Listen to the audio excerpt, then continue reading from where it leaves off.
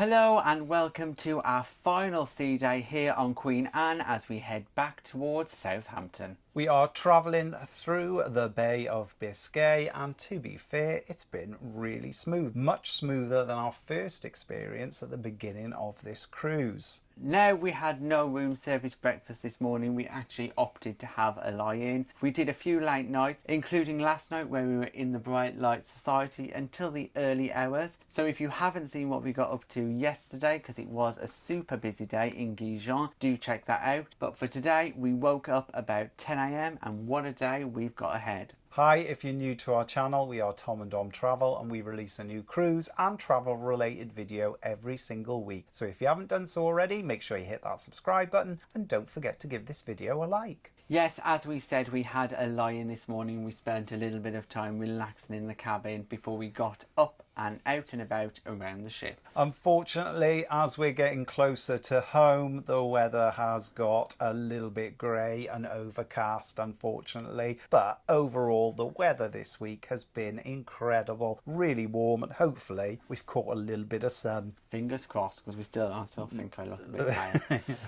Once we were ready, we left the cabin and headed down to the Carinthia Lounge. A premium coffee was definitely needed after last night's late activities. It wasn't too difficult to get a seat. We managed to get one just opposite the window, so we had a nice little sea view. Well, as much as you can call it a sea view, with the promenade deck just on the other side. The Carinthia experience is fantastic. I ordered myself a tea, an English breakfast tea, and it came served on a silver tray with a teapot, a fantastic tea bag, as well as that wonderful Cunard cup and saucer. After our well-needed rehydration, we then took a little stroll on the promenade deck just to get a little bit of fresh air. Now, it was much cooler on the promenade deck today as it had been on other days. As we were getting on, there were definitely people wrapped up in coats and looking a little bit windswept. Now, the promenade deck does have several signs saying which direction to walk, but it is not really followed on board. But we were very well behaved and we followed the signage and we headed in the correct direction to do a lap around. Unfortunately, it's not the best or the most scenic of walks because it is really overshadowed by those lifeboats. Yes, there are some little gaps that give you an unobstructed sea view, but the vast majority of the prom, yeah, it's not my favourite. There also isn't many seating areas on the promenade. There is the odd Queen Anne bench, but there's none of those lounger style seating like on other queens. So those benches are perfectly positioned right in front of lifeboats.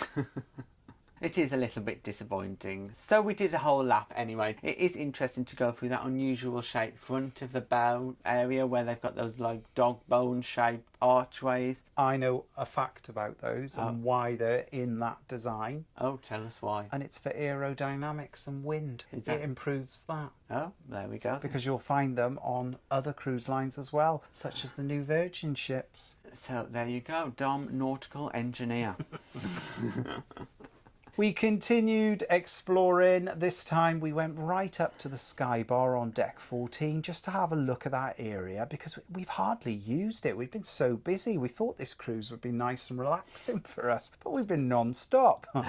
It has been action-packed. The activity programme in the day and the evening has been full on. Plus our time exploring ports, we have been very busy. So if you think Queen Anne is a sedate ship, it definitely does not have to be if you don't want it to. At the very front of the ship is a nice covered area with some great forward-facing views. There are plenty of tables and loungers when the sun is out. However, part of this area is also a designated smoking area. So unfortunately, the smoke does kind of waft over and you can smell it throughout, which is a little bit disappointing. Also, ironically, next to the smoking area is probably the most active area on board, and that is the sports court. So quite unusually, the sports court is there. There were tennis rackets available to play, as well as other items that are stored in the boxes located around the court. Because you're up on deck 14, which is the highest accessible passenger deck, you do get some great views of the ocean when you're sailing. Now, as we had spotted that sports court, we decided to have a look at what other options are available for outdoor activities on Queen Anne, and we were quite impressed. There are the usual deck games such as shuffleboard and quoits, as well as plus some new additions. There's a pitch and putt, mini golf and an archery range on board that does have to be pre-booked. There's also deck games up around either side of the pavilion pool dome area. After wandering around the ship looking what activities are available, we then felt a little bit hungry as we hadn't had any breakfast. So we thought today we're going to try and get into one of those speciality restaurants without a booking. Is it possible on Cunard on a sea day? So first of all we headed up to Sir Samuel's and Ajuar to see what was available. Sir Samuel's and Ajuar are opposite each other up on deck 14. We did try to get into Sir Samuel's, but unfortunately there was no bookings available. The head waiter did say that they were using tables within Ajuar to seat people for Sir Samuel's lunch. So we do absolutely recommend that you book on day one. However, next time we are on board Queen Anne,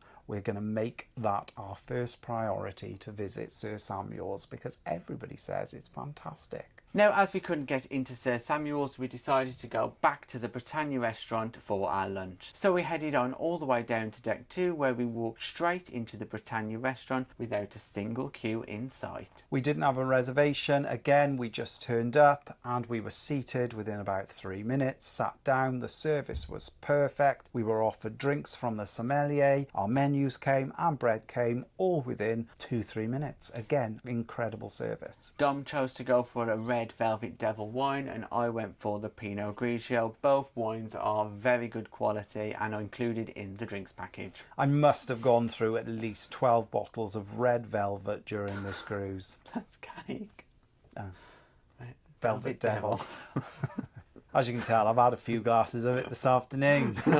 So our waiter quickly came to take our order, and for starter I went for the buffalo wings. It came with 3 buffalo wings set on a blue cheese sauce and it was super tasty. Those wings had a little bit of a kick to them and it was probably one of the best starters I've had on the cruise. And I went for the sweet potato and chorizo soup, and wow did I enjoy it. It had little pieces of chorizo sausage in, full of flavour, very, very nice. Then on to main, and we both had the same idea because we ordered the lasagna. Yes, just like Garfield the cat, lasagna is my favourite food and I do like to try it when I spot it on the menu. The lasagna in the Britannia Restaurant here on Queen Anne was very tasty. Of course, not the best lasagna I've ever had in my time, but really good lasagna for a main dining room experience. It also came with a little side of garlic bread, which was a surprise because on the menu it did say it would come with a side of salad. So for me, it was a better swap. I would have preferred the garlic bread anyway, but just bear that in mind that sometimes the menu may not be as accurate as it appears. I enjoyed the lasagna, but I think I'd probably order something else next time. I found it overly tomatoey. Definitely wasn't my favourite.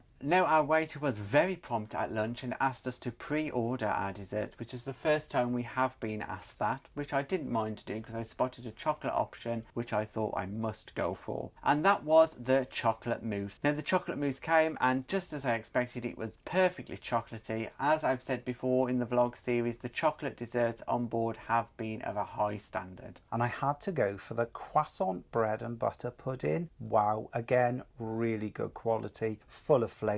The textures were perfect. I cleared the plate. I also ordered a side of raspberry ripple ice cream and again superb. And that was our final lunchtime on board Queen Anne. Can you believe it? But it has been a great experience. Lunch in the Britannia restaurants has tended to be a very good experience with lots of great service and wonderful food. While we were in the Britannia restaurant, we did get up the daily planner of all the different onboard activities on our phone because you can access that through the My Voyage Cunard app/website, and they said at the panorama pool at 2:30 there was going to be a quiz. So to try and redeem ourselves from our dismal attempt on our previous sea day, we thought we'd go up and give it a go. So we headed up to the panorama pool and wow was it cold. Yeah, it was very cold, quite damp, probably not going to be the best experience if we were to stay there, so we changed our minds and decided not to partake. Now, we did meet Ross and Dean there, and they had just asked a member of staff if the quiz was going to be relocated, and apparently not unless it was snowing or hammering it down with rain would they change it. So we didn't think we'd stick out the quiz in the cool weather as we head back towards the UK. So we decided to have a little mooch and a little browse of the shops, see if there was anything there that we particularly fancied. During the course of this cruise, we have drunk a fair few Queen Anne gins, and we thought as a nice little souvenir memento, we'd buy ourselves a bottle to take home. So we headed to the duty-free shop, and we were really surprised because they don't sell it. No, they do not sell it in there at all. But we had spotted it on displays that have started appearing around the ship today. Now, it seems like they really want to sell the Queen Anne branded items. Champagne, gins, wines, all branded items have started appearing displayed on bars around the ship, and a full-blown display in the atrium. So I think they've taken that last sea day opportunity to try and make the most of selling those items. So we asked the member of staff in duty free, well, where can we get a bottle?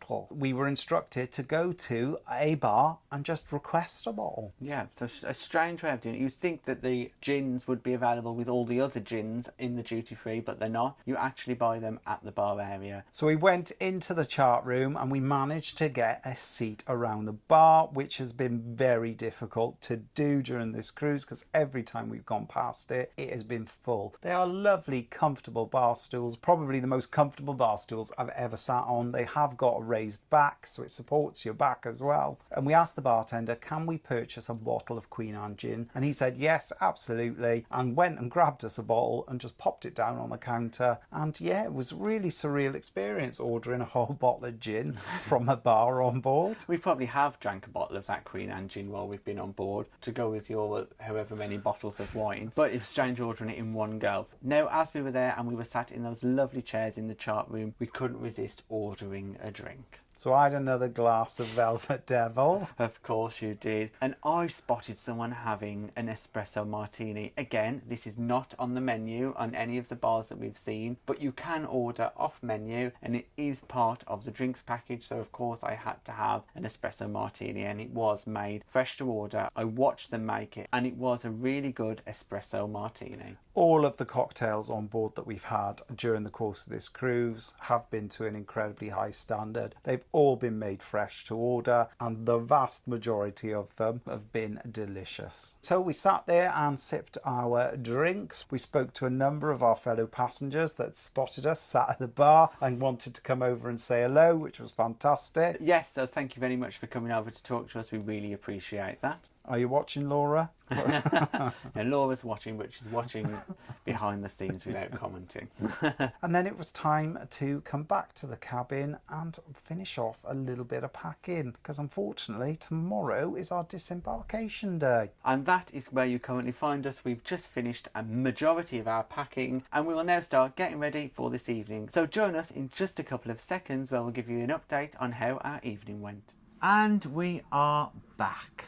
In the cabin a few nights ago, we did have the dreaded disembarkation information. We were given 4 luggage tags to attach to our suitcases, and the time that we're due to disembark tomorrow is at 10:10. So after doing the final little bits of packing, we headed to Tramonto. Now, we did book this speciality restaurant the day we embarked, and we were really looking forward to it. It does have a cover charge of $20 per person, which is one of the cheapest on board Queen Anne. When we left the cabin and made our way to Tramonto, we did notice that half the lifts in pretty much all of the lobbies on board the ships were out of order. This was due to the fact that cases had to be put outside cabins between 5 p.m. and 11 p.m. and unfortunately the luggage trolleys that they use here on Queen Anne don't fit into the service elevators. They have to use the passenger ones. As you can imagine, having half the lifts / elevators out of service on board does make it a little bit difficult navigating the different decks on on board. Yeah, if you've got any mobility issues, please be aware that both on embarkation and the day before disembarkation, there is some issues with the passenger lifts, and there can be quite a wait before you can get into a lift itself. As Tom said, we had the same issues on embarkation day, but we were so excited we just let that little issue slide. But this evening, just trying to get a lift to go where we needed to go has been an absolute nightmare. So what would Tramonto be like? Well, when we arrived, we were given quite a warm welcome and quickly seated at our table. However, from there, we did wait about 15 minutes before anyone spoke to us, and unfortunately I had to get up and actually speak to the waiter to say, is anyone coming to take our order or even offer us drinks? There was some kind of little drama occurring just outside, and the waiter was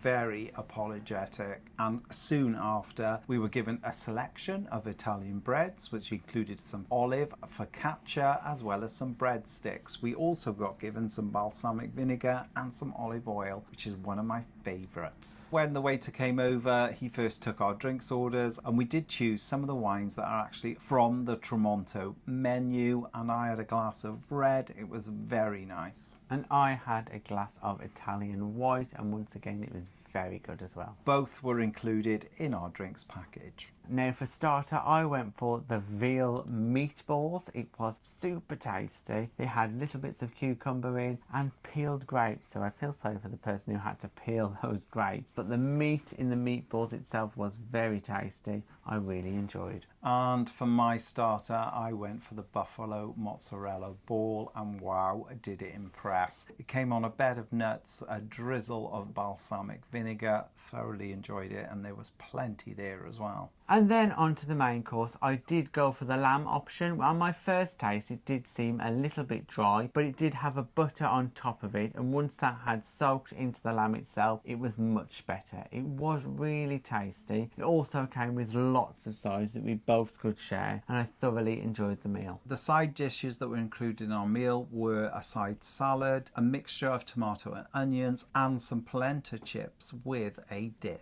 And for my main, I went for the chicken Milanese, and I've got to say I really did enjoy it. It was beautifully cooked, beautifully presented. I did scrape all of the olives and the garnish off the top of it because I don't really like olives. However, there was plenty of food there, and I ate all of my chicken. So basically you had large chicken schnitzel. I had a large chicken schnitzel and thoroughly enjoyed it. And then it was on to desserts, and I chose the dark chocolate ganache, and it was fantastic. I can't stop saying how great the chocolate desserts are on board. Every time I've ordered something, it has been top quality, and here in Tramonto it has been no different.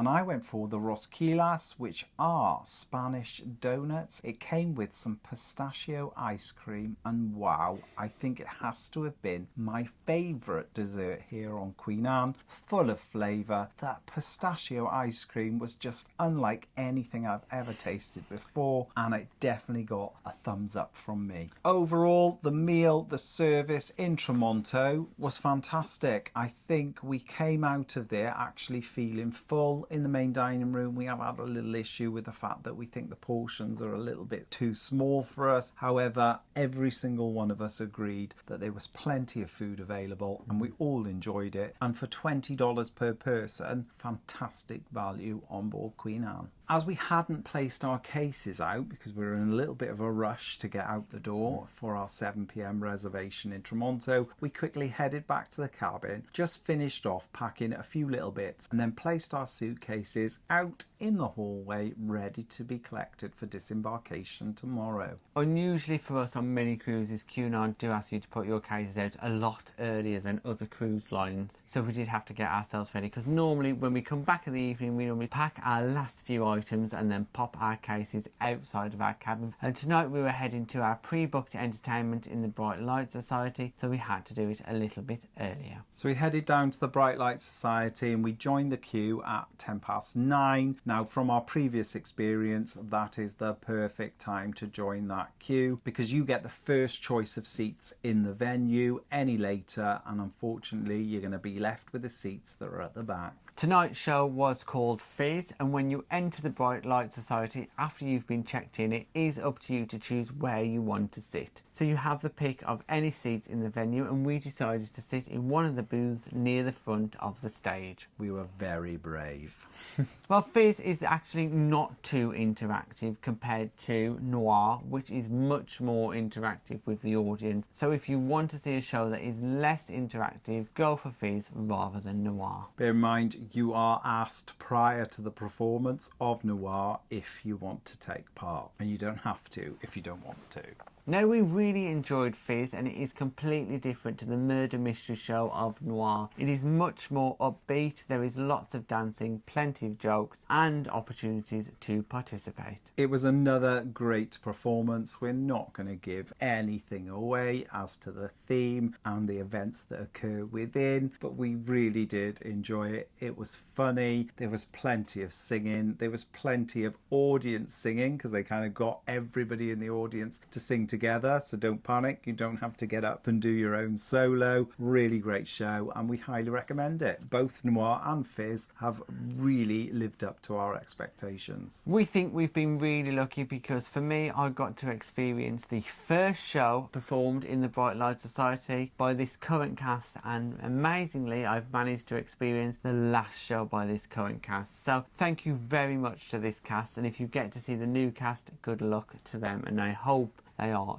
just as good as the first inaugural cast. And they've been on this cruise for 200 days, which we think is an incredible length of time. As we were leaving the Bright Light Society down on deck 2, we noticed that there was a silent disco happening in the Queen's Room. This is very unusual for the Queen's Room and completely unexpected, especially to be happening on the last night of the cruise. But my gosh, the Queen's Room was once again absolutely packed with people enjoying the silent disco. Now, the silent disco on board Queen Anne, you have a set of headphones given to you, and you can choose between 3 different channels. So head to the dance floor, choose the channel that suits you the most, and dance the night away. Even though the Queen's Room has been rather busy, particularly with the onboard production team shows, tonight the dance floor was full, and it was great to see everybody taking part and enjoying the silent disco. So we grabbed ourselves a pair of headphones and we had a few little dances. Yes, we did not expect a silent disco to appear on one of the Cunard ships because we hadn't experienced it before on our previous Cunard experiences, but we do enjoy a silent disco, so we encourage you to take part. After having a little bit of a dance, we then decided to go somewhere a little bit quieter, and we headed up to the Commodore Club to grab ourselves a couple of drinks. We were hoping that Lynn, the pianist, was playing, but unfortunately she wasn't. However, that wasn't too much of a concern because there was still live music being performed by Flav and Mary. So we sat there, had a couple of drinks, chatted with some of our fellow passengers, and really enjoyed the live music in the Commodore Club. So a great venue, a beautifully relaxed atmosphere, and we really enjoyed our time in there. After being in the Commodore Club until closing, we then headed down to the Bright Light Society because we were expecting to say goodbye to a couple of our fellow passengers. Unfortunately, they weren't there, so we just had the one drink, finished off our night with a little nightcap, chatted, and then headed to the cabin where you find us now. So we are finally in the cabin after a great last day on board Queen Anne. It's been a fantastic cruise overall. Tomorrow is our disembarkation day in Southampton. We've been given an allocated disembarkation time of 10:10. The main dining room breakfast finishes at 8 a.m. and the buffet closes at 9 a.m. So we are going to try and get into the main dining room for breakfast, and we'll let you know how our disembarkation goes tomorrow. So join us in a few seconds where we'll tell you all about how disembarkation went.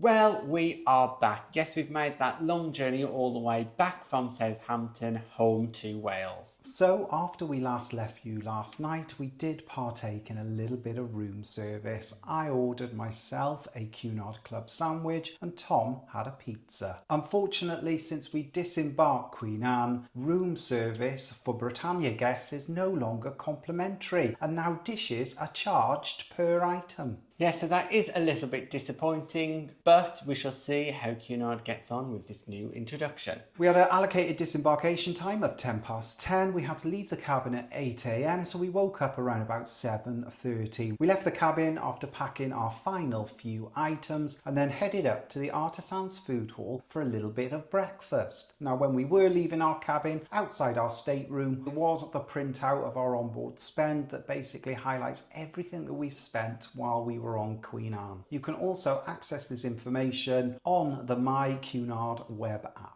The Artisan Food Hall for breakfast was actually relatively quiet for Disembarkation Day. It was easy enough for us to grab a coffee, enjoy that before we headed down to the Queen's Room to say goodbye to some of the friends that we've met whilst we've been on board. So we stayed chatting, said our goodbyes, and then we headed towards the gangway, disembarked Queen Anne with no issues or problems. When we arrived in the baggage hall, again it was really easy to collect our luggage. It is laid out in coloured sections that match the luggage tags that you were given the night before and attached to the cases. It was no problems finding our luggage, and before we knew it, we were outside of the terminal, and that was the end of our cruise. A long drive home and then you find us here. All in all, we have found Queen Anne to be relatively good, although there has been a few surprises. We shall tell you all about those in our full Queen Anne review video. Thanks for watching our final day on board Queen Anne and our disembarkation. If you've got any comments or questions, just pop them in the box below and we'll get back to you. If you'd like to support us in creating future content and receiving exclusive benefits, we're also available on Patreon and through YouTube channel memberships. Thanks for watching. Bye bye.